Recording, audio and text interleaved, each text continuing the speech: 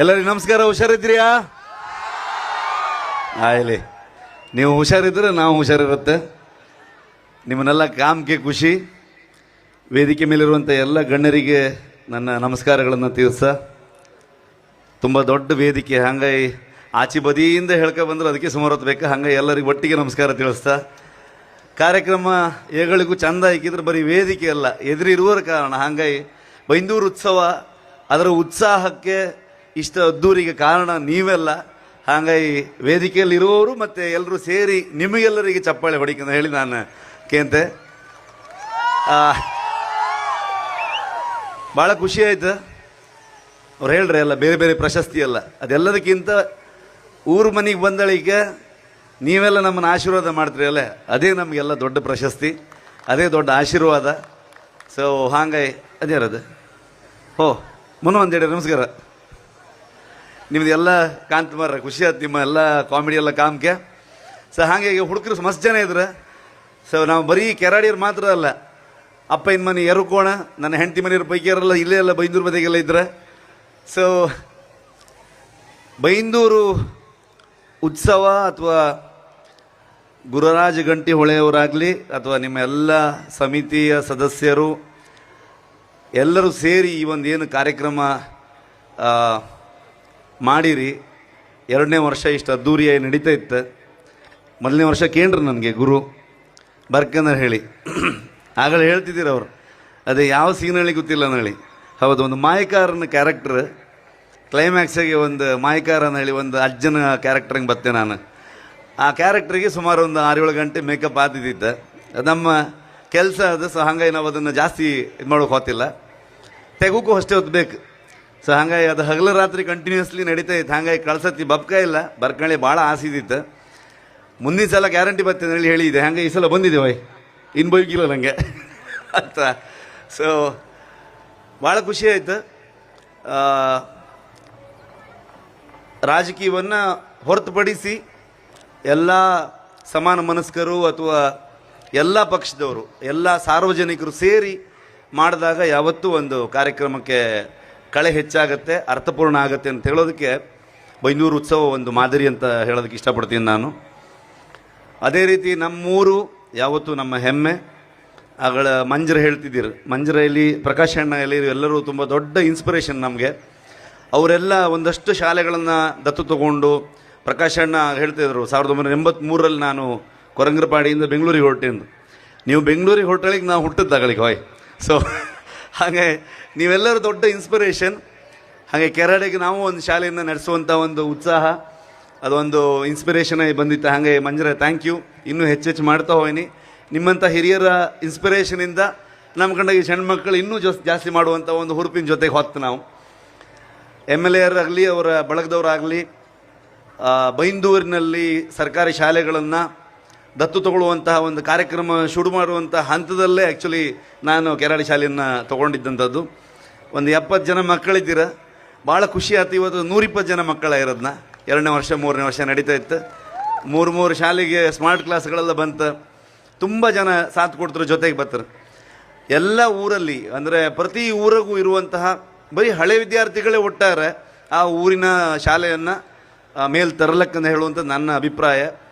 ಜೊತೆಗೆ ಸರ್ಕಾರ ಆಗ್ಬೋದು, ಇಲಾಖೆಗಳಾಗ್ಬೋದು, ಎಲ್ಲರೂ ತುಂಬ ದೊಡ್ಡ ಮಟ್ಟದಲ್ಲಿ, ಯಾಕಂದರೆ ಇವತ್ತಿನ ಅಧಿಕಾರಿಗಳು, ನಾನು ಹಲವಾರು ನಮ್ಮ ಅರಣ್ಯ ಇಲಾಖೆಯ ಸ್ನೇಹಿತರುಗಳಿದ್ದಾರೆ, ಪೊಲೀಸ್ ಇಲಾಖೆಯ ಸ್ನೇಹಿತರುಗಳಿದ್ದಾರೆ, ಅಥವಾ ಸರ್ಕಾರಿಯ ಯಾವುದೇ ಇಲಾಖೆ ಆಗಲಿ, ಇವತ್ತಿನ ನ್ಯೂ ಜನ್ರೇಷನ್ ಆಫೀಸರ್ಸ್ಗಳು ತುಂಬ ದೊಡ್ಡ ರೋಲ್ ಮಾಡೆಲ್ ಆಗಿ ಸಮಾಜದಲ್ಲಿ ಕಾರ್ಯನಿರ್ವಹಿಸ್ತಾ ಇದ್ದಾರೆ. ಅವ್ರಿಗೆಲ್ಲರಿಗೂ ನಾವು ಥ್ಯಾಂಕ್ಸ್ ಹೇಳಲೇಬೇಕು, ನಮ್ಮನ್ನು ಅದ್ಭುತವಾಗಿ ಗೈಡ್ ಮಾಡ್ಕೊಂಡು ಬಂದಿದ್ದಕ್ಕೆ.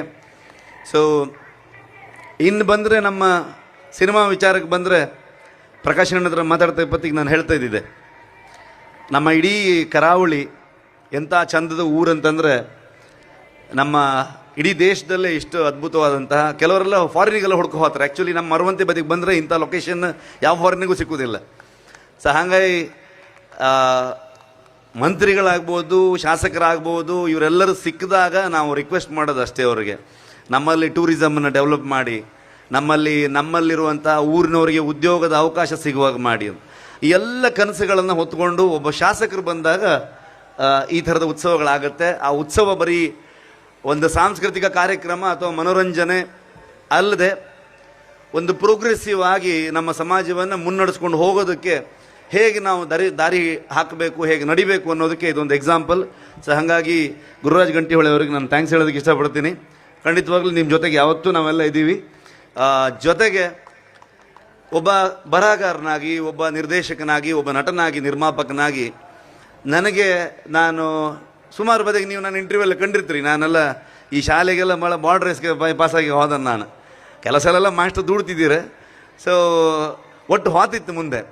ಆದರೆ ನನ್ನ ಊರಿನ ಕತೆಗಳ ಬಗ್ಗೆ ನನಗೆ ಗಮನ ಬಂದಾಗ, ನನಗೆ ಅದ್ರ ಬಗ್ಗೆ ಆಸಕ್ತಿ ಹುಟ್ಟಿದಾಗ ಇದು ನನ್ನ ಸ್ಟ್ರೆಂತ್ ಅಂತ ಅನಿಸ್ತು ನನಗೆ. ನಮ್ಮ ಮಣ್ಣಿನ ಕತೆಗಳನ್ನು, ನಮ್ಮ ಊರಿನ ಕತೆಗಳನ್ನು, ನಮ್ಮ ಜನಪದವನ್ನು ಜಗತ್ತಿಗೆ ಹೇಳಬೇಕು ಅನ್ನುವಂಥ ಒಂದು ಹುಚ್ಚು, ಆಸೆ, ಒಂದು ಜರ್ನಿಯನ್ನು ತಗೊಳ್ತಾ ಹೋದಾಗ ನಾನು ಮೋಸ್ಟ್ಲಿ ಓಕೆ, ನಮ್ಮದು ಕುಂದಾಪುರ ಬದಿ ಕತೆ, ಕೆರಾಡಿ ಬದಿ ಸ್ಟೋರಿ, ಕಂಬಳ, ಕೋಳಿಪಡಿ, ನಮ್ಮ ಆಚರಣೆ, ನಮ್ಮ ನಂಬಿಕೆ, ದೈವಾರಾಧನೆ ನಮ್ಮ ಕರಾವಳಿಗೆ ಇರುತ್ತೆ. ಹೆಚ್ಚಂದರೆ ಕರ್ನಾಟಕದಲ್ಲಿ ಅದನ್ನು ಇಷ್ಟಪಡ್ಬೋದಂತ ನನ್ನ ಸುತ್ತಮುತ್ತ ಎಲ್ಲ ಅಂದ್ಕೊಳ್ತಾ ಇದ್ರು.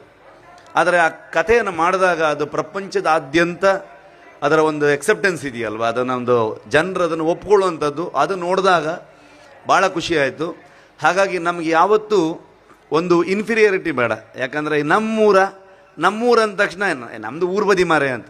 ಆದರೆ ನಮ್ಮೂರಿನ ಕತೆಗೆ, ನಮ್ಮೂರಿನ ಸಂಸ್ಕೃತಿಗೆ, ನಮ್ಮೂರಿನ ಕಲೆಗೆ ಇರುವಂತಹ ಬೆಲೆ, ಜಗತ್ತಿನಾದ್ಯಂತ ಅದಕ್ಕೆ ಸಿಗುವಂಥ ಮನ್ನಣೆ ಅದು ಬೇರೆಯೇ ಇದೆ. ಹಾಗಾಗಿ ನಾನು ಮತ್ತೆ ಮಂಜರು ಹೇಳ್ತಿದ್ದೀರಿ, ನಾವು ಹೊಟ್ಟಿ ಚೀಲ ಹೊತ್ಕೊಂಡು ಸೀದಾ ಹೈದರಾಬಾದಿಗೆ ಹೊರ ಬೆಂಗಳೂರಿಗೆ ಹೋದೆ ನಾನು ಹೇಳಿ. ಬೆಂಗಳೂರಿಗೆ ಹೋಯ್ತು ಹೌದು, ಆರು ವಾಪಸ್ ಸೀದಾ ಊರಿಗೆ ಬಂತು. ಎರಡೂ ಭಾಗದ ಚಿತ್ರವನ್ನು, ಕಾಂತಾರವನ್ನು ನಾವು ಇದೇ ಕುಂದಾಪುರ, ಬೈಂದೂರು, ನಮ್ಮ ಕೆರಾಡಿ ಆಗ್ಬೋದು, ಮುದೂರು ಆಗ್ಬೋದು, ಕುಂದಾಪುರದಲ್ಲಿ ನಾವು 100% ಇಲ್ಲೇ ಮಾಡಿದಂಥ ಸಿನಿಮಾ ಚಿತ್ರೀಕರಣ. ಬರೀ ಶೂಟಿಂಗ್ ಅಷ್ಟೇ ಎಲ್ಲ ಎಂತ ಹೇಳ್ತಾರೆ ಹೇಳ್ರೆ, ಒಳ್ಳೆ ಲೊಕೇಶನ್ ಮರ್ರೆ ನಿಮ್ಮ ಊರು ಬದಿ ಲಾಯ್ಕಿತ್ತು ಕಾಮ್ಕೆ ಎಲ್ಲ ಹೇಳ್ತಾರೆ. ಆದರೆ ಈ ಸಲ ನಾವು ಚಾಪ್ಟರ್ 1 ಮಾಡಬೇಕಾದ್ರೆ ಇನ್ನೊಂದು ಹೆಜ್ಜೆನ ಮುಂದೆ ಇಟ್ವಿ. ಅದರ ಪೋಸ್ಟ್ ಪ್ರೊಡಕ್ಷನ್ ನಾರ್ಮಲಿ ಎಲ್ಲಾಗತ್ತಂತಂದರೆ ಬೆಂಗಳೂರಲ್ಲೋ, ಕೊಚ್ಚಿಯಲ್ಲೋ, ಚೆನ್ನೈಯಲ್ಲೋ, ಬಾಂಬೆಯಲ್ಲೋ ಆಗುತ್ತೆ. 70 ಭಾಗ ಪೋಸ್ಟ್ ಪ್ರೊಡಕ್ಷನನ್ನು ಕೂಡ ಈ ಸಲ ನಾವು ಕುಂದಾಪುರದಲ್ಲೇ ಮಾಡಿದ್ದೀವಿ. ಮುಂದೆ ಈ ವಿಷಯ ಯಾಕೆ ಹೇಳ್ತಾ ಇದ್ದೀನಿ ಅಂತಂದರೆ, ಪ್ರಕಾಶ್ ಅಣ್ಣನ ಜೊತೆಗೆ ಮಾತಾಡ್ತಾ ಅವರು ಒಂದಷ್ಟು ವಿಷಯಗಳನ್ನು ಹೇಳ್ತಾ ಇದ್ರು, ಟೂರಿಸಂ ಬಗ್ಗೆ ನಾವು ಏನೇನು ಮಾಡ್ಬೋದು ಅಂತ. ಇಡೀ ಪ್ರಪಂಚದಲ್ಲಿರುವಂಥ ಅಥವಾ ನಮ್ಮ ದೇಶದಲ್ಲಿರುವಂಥ ಎಲ್ಲ ಫಿಲ್ಮ್ ಇಂಡಸ್ಟ್ರಿಯಲ್ಲಿ ಒಂದು ಕಾನ್ಸೆಪ್ಟ್ ಇದೆ, ಫಿಲ್ಮ್ ಸಿಟಿ ಅಂತ. ನಾನು ಹೇಗಳಿಗೂ ಹೇಳಿದೆ, ನನಗೆ ಫಿಲ್ಮ್ ಸಿಟಿ ಮಾಡುವಂಥ ಆಸೆ ಇಲ್ಲ, ಫಿಲ್ಮ್ ವಿಲೇಜ್ ಮಾಡ್ಕೊಂತ ಆಸೆ ಇದೆ ಅಂತ. ಸೊ ಹಾಗಾಗಿ ನಮ್ಮ ಮಣ್ಣಿನ ಕತೆಗಳು ಆಚೆ ಬರಬೇಕು, ನಮ್ಮಲ್ಲಿರುವಂಥ ಕಲಾವಿದರುಗಳು ಪ್ರಪಂಚಕ್ಕೆ ಪರಿಚಯ ಆಗಬೇಕಂತಂದರೆ ಸಿನಿಮಾದ ಹಳ್ಳಿಗಳು ತಯಾರಾದರೆ ಅದರ ಚಂದನೆ ಬೇರೆ ಇರುತ್ತೆ. ಹಾಗಾಗಿ ಅದು ತುಂಬ ಅದ್ಭುತವಾದಂಥ ಪರಿಕಲ್ಪನೆ. ನಾನೆಲ್ಲ ಜೊತೆಗೆ ಸಾಥ್ ಕೊಡ್ತೀನಿ, ಜೊತೆಗೆ ಅದಕ್ಕೆ ಸಂಬಂಧಪಟ್ಟವ್ರನ್ನೂ ಸಮೇತ ಜೊತೆಗೆ ತೊಗೊಂಡು ಹೋಗ್ತೀವಿ ಅನ್ನೋಂಥ ಆಶಯವನ್ನು ಪ್ರಕಾಶ್ ಅಣ್ಣ ಹೇಳಿದ್ರು. ಖಂಡಿತವಾಗ್ಲೂ ಅಂಥದ್ದು ಒಂದು ಬೈಂದೂರಿಗೆ ಬಂದರೆ ಖಂಡಿತವಾಗ್ಲೂ ಇನ್ನೂ ಅದ್ಭುತಗಳು ನಡೆಯುತ್ತೆ. ಜೊತೆಗೆ ಭಾಳ ವರ್ಷದ ಕನಸು ನಮಗೆ ಬೈಂದೂರಲ್ಲಿ ಒಂದು ಏರ್ಪೋರ್ಟ್ ಆಗಬೇಕಂತ. ಅದರ ಹೋರಾಟಕ್ಕೆ ಸಂಬಂಧಪಟ್ಟಿರುವ ಪ್ರತಿ ಒಬ್ಬರು ಯಾರ್ಯಾರಿಗೆ ಎಷ್ಟೆಷ್ಟು ಶಕ್ತಿ ಇದೆ, ಯಾರ್ಯಾರಿಗೆ ಎಷ್ಟೆಷ್ಟು ಕಾಂಟ್ಯಾಕ್ಟ್ಗಳಿದೆ, ರಾಜಕೀಯವಾಗಿ ಆಗಲಿ, ಉದ್ಯಮದಲ್ಲಾಗಲಿ, ಯಾವುದೇ ಕ್ಷೇತ್ರದಲ್ಲಿ ಆ ಪ್ರಯತ್ನ ನಾವು ಛಲಬಿಡದೆ ಮುಂದುವರಿಸಬೇಕು, ಇಲ್ಲಿಗೆ ಒಂದು ಏರ್ಪೋರ್ಟ್ ಬರೋವರೆಗೂ. ಅದರಿಂದ ತುಂಬ ದೊಡ್ಡ ಮಟ್ಟಕ್ಕೆ ಬೈಂದೂರು, ನಮಗೆ ಇಡೀ ಕ್ಷೇತ್ರ ಬೆಳವಣಿಗೆ ಆಗುತ್ತೆ ಅಂತ ನಾನು ನಂಬಿದ್ದೇನೆ. ಎಲ್ಲ ಸಿನಿಮಾಕ್ಕೂ ತುಂಬ ದೊಡ್ಡ ಆಶೀರ್ವಾದ ಮಾಡಿ ಬೆಂಬಲ ಕೊಟ್ಕೊಂಡು ಬಂದಿರಿ. ನಿಮ್ಮ ಪ್ರೀತಿ ಆಶೀರ್ವಾದ ಹೀಗೆ ಇರಲಿ. ಪ್ರತಿ ವರ್ಷ ಬೈಂದೂರು ಉತ್ಸವಕ್ಕೆ ನಾನು ಬಪ್ಪಂಗಾಯಲಿ, ನಾನು ಬತ್ತೆ. Thank you so much.